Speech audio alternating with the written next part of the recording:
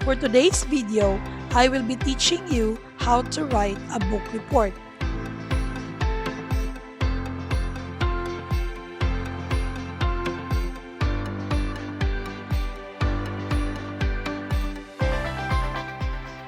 A book report is a formal essay discussing the contents of a book. It also gives a brief summary of a book and your reaction to it. Writing a book report challenges you to think and write critically about what you've read. There is more than one way to format a book report, but this time I am giving you a specific format to follow. So here's a guide on how to write a book report with examples.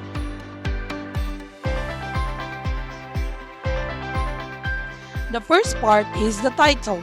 But before writing the complete title of the book, choose the book that interests you the most.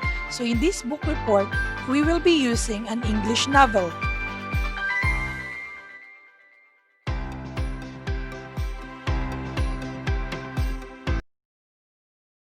So for this book report, I am making a book report on Miss Peregrine's Home for Peculiar Children.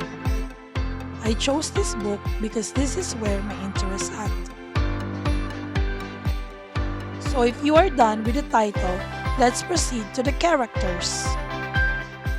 The characters are the most essential part of a book report. Without this, there shall be no stories to make.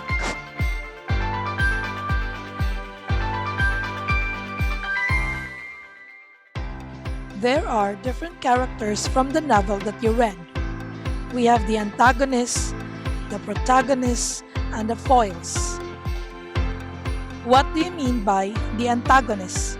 The antagonist is a person who opposes the hero or the protagonist. For example, from the movie The Avengers, the antagonist is Thanos. From the movie Batman, the antagonist is Joker.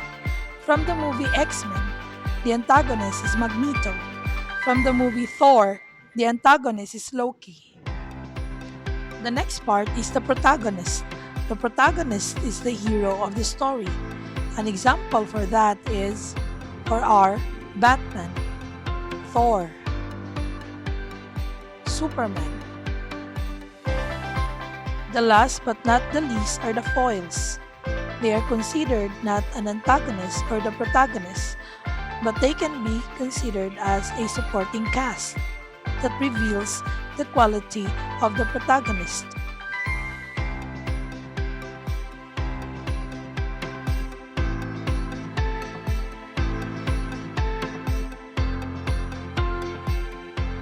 The next part is time and place, or the setting. It is the when and where.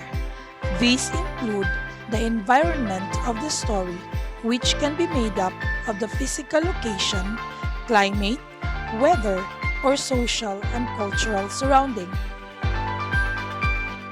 So here's a very simple example for time and place.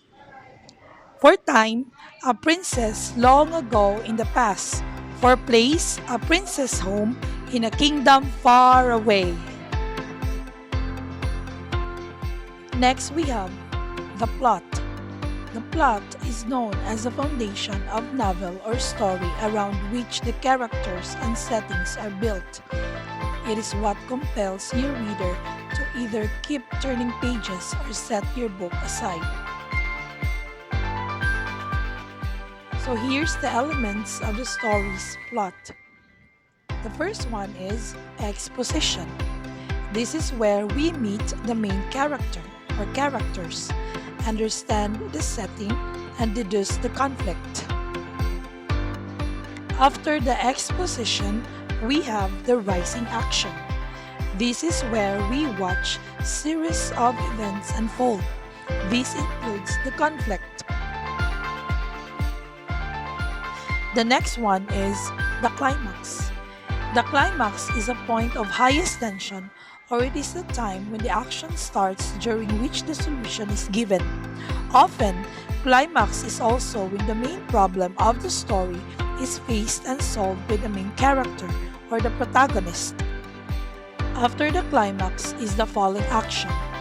The falling action of a story is the section of the plot following the climax, in which the tension stemming from the story's central conflict decreases and the story moves toward its conclusion. The last but not the least is the resolution. The resolution is the end of the story. It occurs after the falling action. It is when we learn what happens to the characters after the conflict is resolved. We also have the theme. A theme is a central topic, subject, or message within a narrative. We can also consider this as a big idea. Some common themes in literature are love, war, revenge, betrayal, motherhood, forgiveness. We also have character analysis. Character analysis is a way to use clues from the story to learn more about the characters. It is important because it helps us understand the story and the people in it. In this book report, just choose only one character to analyze. Lastly is the evaluation. A book report evaluation is the opinion of the reader of how the book affects him or her. It could also involve a recommendation, good or bad rating.